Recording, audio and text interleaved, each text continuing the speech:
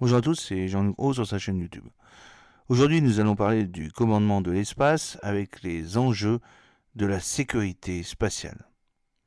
Le jeudi 21 novembre, à l'occasion du point presse du ministère des Armées et des Anciens Combattants, le général Philippe Adam, commandant de l'espace, est revenu sur l'état des menaces dans cette zone particulière et sur nos moyens pour les contrer. Brouillage GPS, attaques cyber, satellites espions, de nombreux conflits connaissent aujourd'hui une extension spatiale plus ou moins marquée. Autrefois lieu de coopération internationale, l'espace est aujourd'hui au cœur des rivalités géostratégiques. Depuis les années 2010, les comportements offensifs se multiplient et visent nos intérêts spatiaux, tels que les satellites essentiels aux militaires pour communiquer, renseigner, identifier et observer. L'avènement de technologies anti-satellites pose également la question de nos moyens de défense.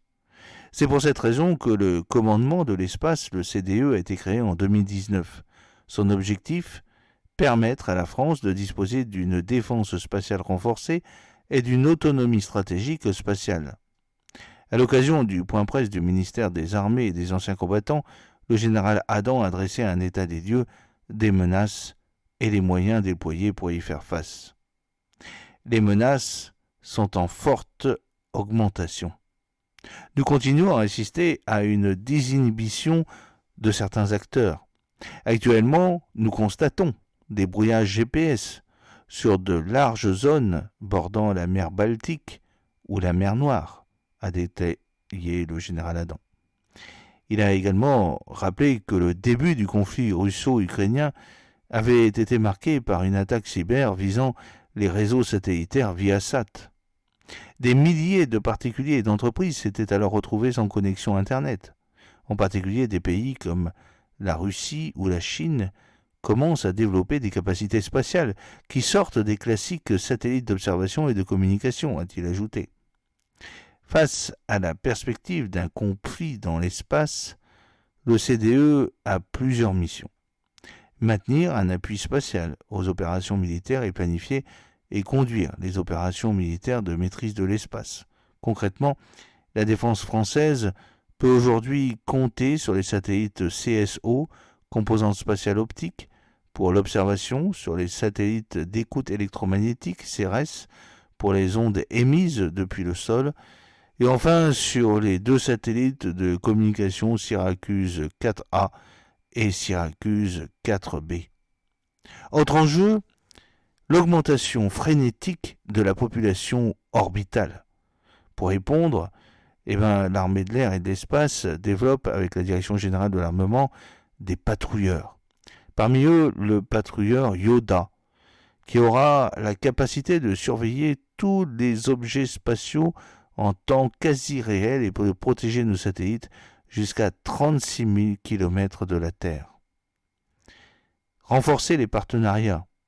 Pour le général Adam, l'absence de frontières dans l'espace rend la coopération indispensable afin d'améliorer l'efficacité opérationnelle et apporter de la résilience. Dans ce cadre, le commandement de l'espace entretient des partenariats bilatéraux avec plusieurs alliés, les États-Unis, l'Allemagne, l'Italie et la Grande-Bretagne. Des partenariats stratégiques sont également tissés dans le cadre de l'Union européenne et de l'OTAN, l'Organisation du traité de l'Atlantique Nord, et des conseillers juridiques suivent et négocient les travaux sur les lois spatiales françaises, européennes et onusiennes. L'objectif, adopter des règles de comportement responsables dans l'espace. Ces efforts ont permis à la France de rejoindre le 14 octobre dernier l'opération Olympic Defender, OOD, une opération militaire permanente initiée par les États-Unis il y a plus de 10 ans pour renforcer la coopération opérationnelle dans le domaine spatial. Une étape majeure dans la conduite des opérations spatiales militaires en coalition qui renforce la souveraineté française et sa capacité à défendre ses intérêts dans l'espace. Une montée en puissance progressive. Devant les enjeux de la menace spatiale, les effectifs du commandement de l'espace dépassent aujourd'hui les 300 personnes, soit une augmentation de 40% par rapport aux effectifs de 2019. L'objectif d'ici 2030, monter jusqu'à 470. Pour renforcer sa filière d'expertise, le CDE a également créé l'Académie spatiale de défense en 2023. Celle-ci dispense des formations et entraîne le personnel du CDE, notamment au travers de l'exercice Astérix, un entraînement tactique et opératif aux opérations spatiales. La première phase de montée en puissance du CDE s'achèvera en 2025 par la mise en service opérationnelle du nouveau centre de commandement des opérations spéciales actuellement en construction à Toulouse.